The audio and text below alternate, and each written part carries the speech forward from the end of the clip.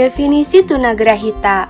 Menurut Mangunsong, tahun 2009 halaman 129 menjelaskan bahwa tunagrahita berasal dari dua kata, yaitu tuna dan grahita.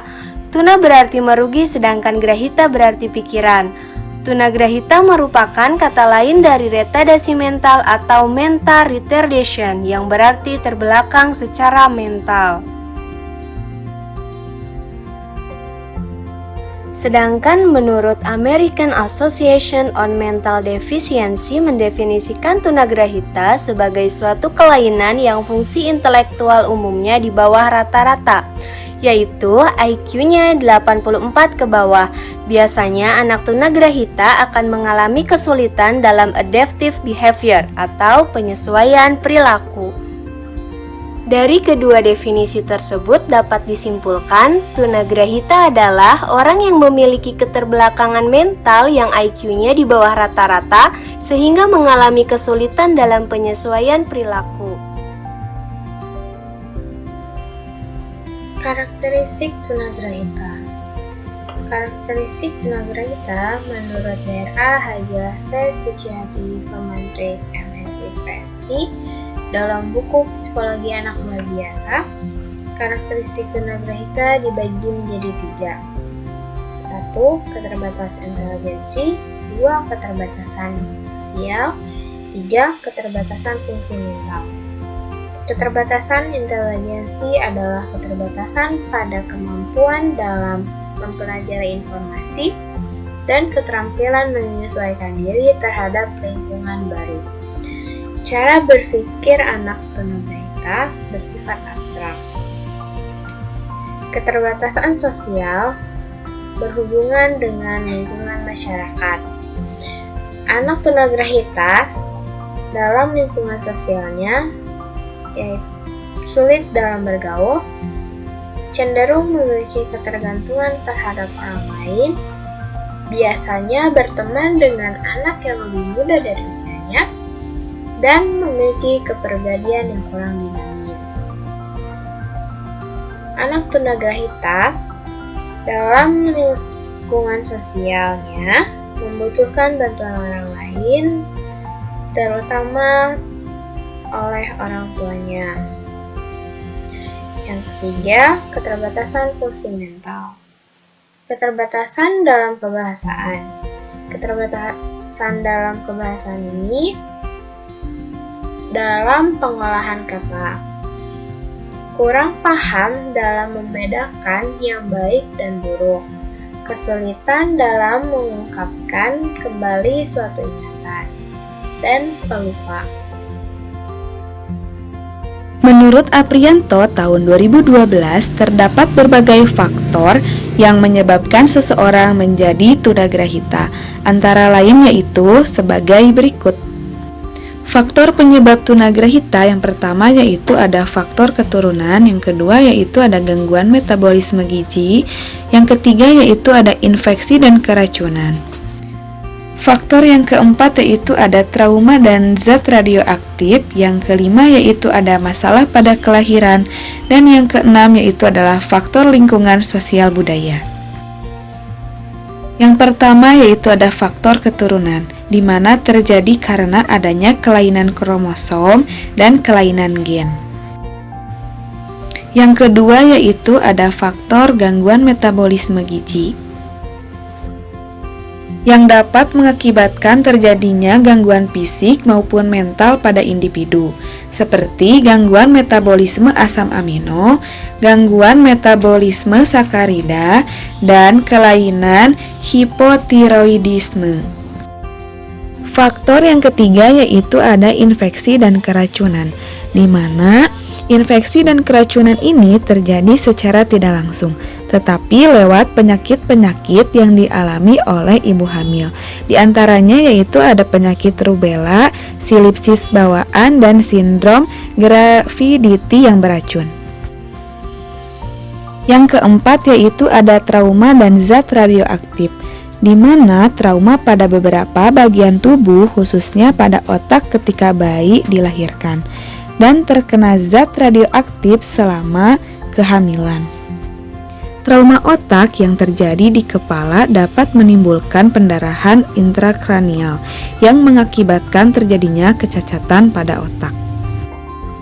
Yang kelima yaitu ada masalah pada kelahiran, di mana pada kelahiran ini disebut sebagai prenatal, yaitu kelahiran yang disertai hiposia. Dapat dipastikan bahwa bayi yang dilahirkan menderita kerusakan otak, menderita kejang dan nafas yang pendek. Kemudian, kerusakan pada otak prenatal dapat disebabkan oleh trauma mekanis terutama pada kelahiran yang sulit. Yang keenam yaitu ada faktor lingkungan sosial budaya, di mana anak tunagrahita banyak ditemukan pada daerah yang memiliki tingkat sosial ekonomi yang rendah. Hal ini disebabkan karena ketidakmampuan lingkungan memberikan stimulus yang diperlukan selama masa perkembangan anak. Menurut Fauzi dan Satya 2017, tunagrahita memiliki klasifikasi diantaranya yaitu 1.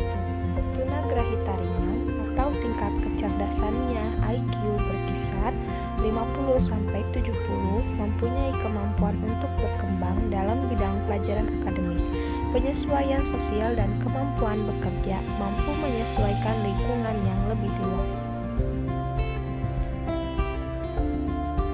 Yang kedua yaitu tunagrahita sedang, yaitu tingkat kecerdasan IQ berkisar 30-50, dapat belajar keterampilan sekolah untuk tujuan fungsional, mampu melakukan keterampilan mengurus dirinya sendiri, self-help, mampu mengadakan adaptasi sosial di lingkungan terdekat, mampu mengerjakan pekerjaan rutin yang perlu pengawasan.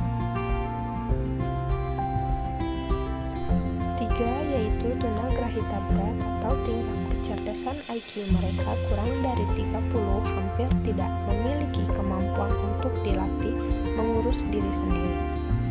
Ada yang masih mampu dilatih mengurus diri sendiri, berkomunikasi secara sederhana dan dapat menyesuaikan diri dengan lingkungan sangat terbatas. Strategi pembelajaran bagi tunagrahita.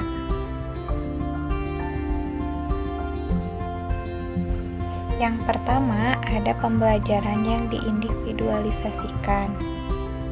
Pembelajaran yang diindividualisasikan merupakan pembelajaran yang diberikan ke semua peserta didik, akan tetapi untuk kedalaman dan keluasan materi pelajaran disesuaikan dengan kemampuan dan kebutuhan peserta didik.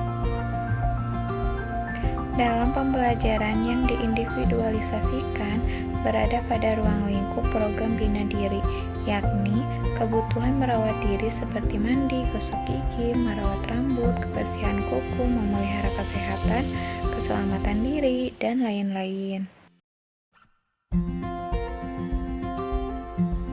Kebutuhan mengurus diri, yakni kebutuhan anak tunagrahita untuk mengurus dirinya sendiri seperti makan, minum, berpakaian, dan lain-lain. Lalu, kebutuhan sosialisasi atau adaptasi seperti bermain, keterampilan berinteraksi, berpartisipasi dalam kelompok, dan lain-lain.